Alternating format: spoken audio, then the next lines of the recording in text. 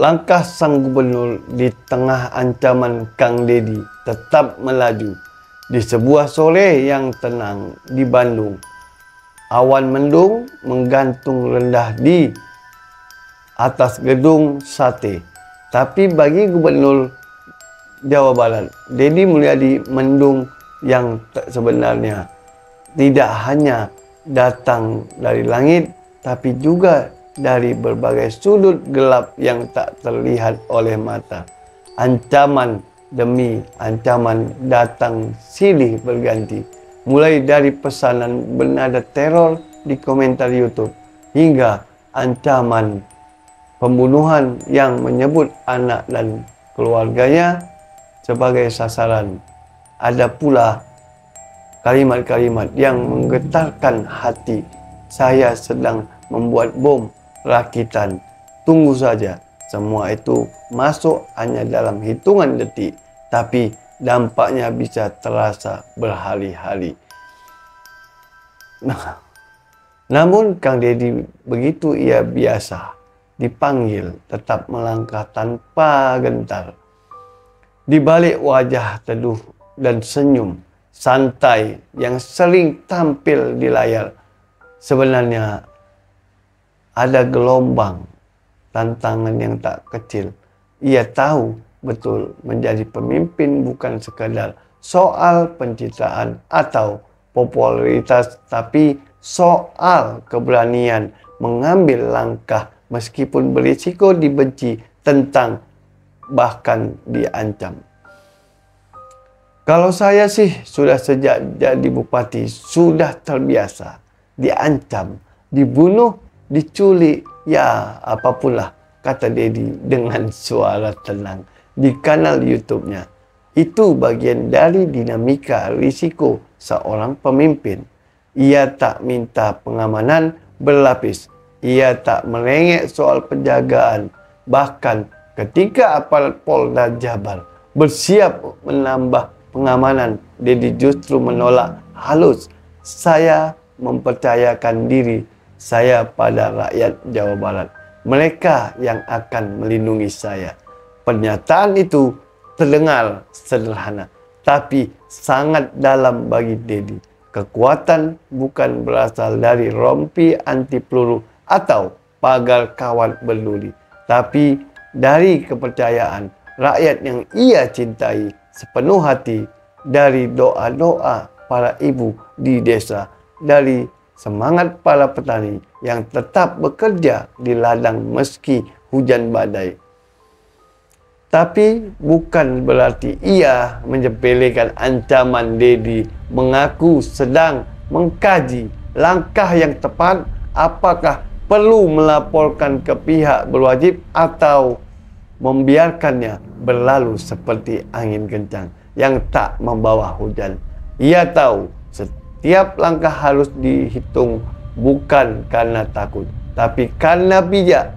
Ancaman itu bisa dari orang serius atau sekedar orang yang saya harus pelajari mana yang betul-betul perlu ditindak. Deddy tetap menjalani harinya seperti biasa. Pagi-pagi ia sudah turun ke lapangan, menengok pasar, berbincang dengan tukang beca, melihat kondisi jalan rusak, bahkan sesekali ikut membantu warga memperbaiki jembatan. Tak ada tanda-tanda bahwa seorang pemimpin itu sedang dihantui ancaman pembunuhan. Namun yang tidak terlihat adalah keteguhan hatinya di malam hari saat banyak pelajaran pejabat tidur nyenyak di balik kasur empuk. Deddy masih duduk memandang layar YouTube-nya, membaca ulang komentar-komentar netizen. Ia mencari mana yang sekadar kritik, mana yang bernada ancaman. Ia tidak ingin gegabah, tapi juga tidak ingin abai. Sementara itu, di kantor Polda Jabar belum ada laporan resmi yang masuk. Kombes Hendra Rohmawan menyatakan bahwa belum ada langkah hukum dari pihak Dedi. Kami masih menunggu. Jika Pak Gubernur merasa perlu, kami siap tidak lanjuti ujiannya. Di tengah semua itu, satu hal yang pasti, Gubernur Dedi Mulyadi tidak akan mundur. Ia mungkin dikelilingi awan kelabu, tapi semangatnya seperti matahari pagi, tak bisa ditutup tangan. Ia tahu tugasnya belum selesai. Jalan masih panjang dan di setiap langkah ada harapan warga yang ia bawa di pundaknya. Karena bagi Dedi, pemimpin itu bukan soal duduk di kursi empuk, tapi soal berdiri tegak di tengah badai. Langkah sang gubernur di tengah ancaman Kang Dedi tetap melaju. Malam itu di rumah dinas yang sederhana, Kang Dedi duduk sendiri di teras. Angin malam berhembus pelan, aroma kopi hitam mengepul dari cangkir kecil di hadapannya.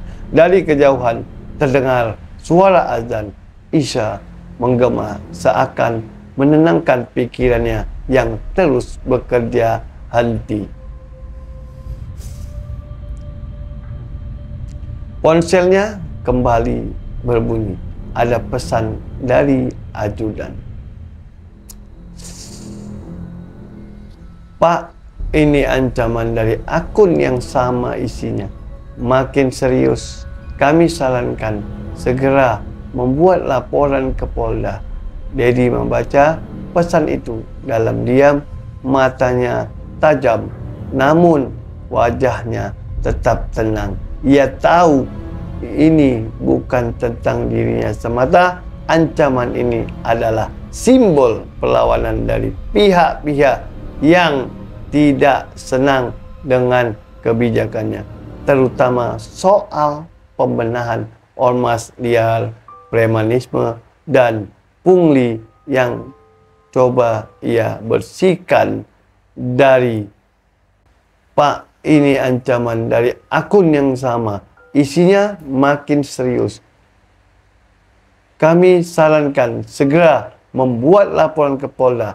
Dedi membaca pesan itu dalam diam. Matanya tajam, namun wajahnya tetap tenang. Ia tahu ini bukan tentang dirinya semata. Ancaman ini adalah simbol perlawanan dari pihak-pihak yang tidak senang dengan kebijakannya, terutama soal pembenahan ormas liar, premanisme, dan pungli yang coba ia bersihkan dari akar. Kebijakan ini yang tegas memang tak selalu disukai, tapi bagi Dedi, keadilan harus ditegakkan meski harus berdiri sendirian.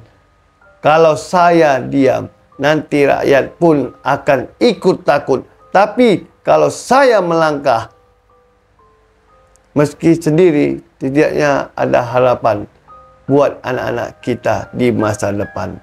Besok paginya, Dedi kembali ke lapangan. Kali ini, ia menyambangi sebuah desa di pinggiran Cianjur yang baru saja selesai dibangun irigasinya. Di sana, puluhan warga menyambutnya dengan hangat, membawakan hasil panen. Ada pula yang hanya ingin bersalaman dan menyampaikan doa. Seorang ibu tua menghampirinya dengan mata berkaca-kaca. Pak Dedi, kami tahu Bapak banyak diancam, tapi jangan takut. Ya, kami di sini. Doakan Bapak terus. Kami butuh pemimpin seperti Bapak. Kata-kata itu bagaikan pelita di tengah kegelapan, tapi Dedi membalas dengan senyum dan menundukkan kepala penuh rasa hormat.